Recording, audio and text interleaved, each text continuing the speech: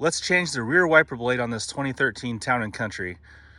First off, get yourself a new replacement blade. It's the 16-inch size on my van here, but you can look up the size for your van at the auto parts store or at the department store you're at.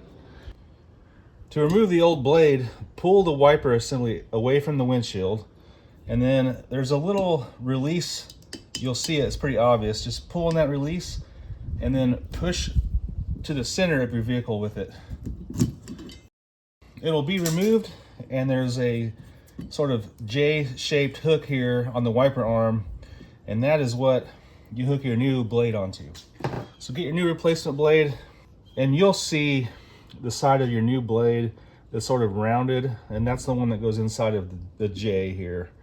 So it's pretty obvious. Just put it on there and slide it on until it clicks.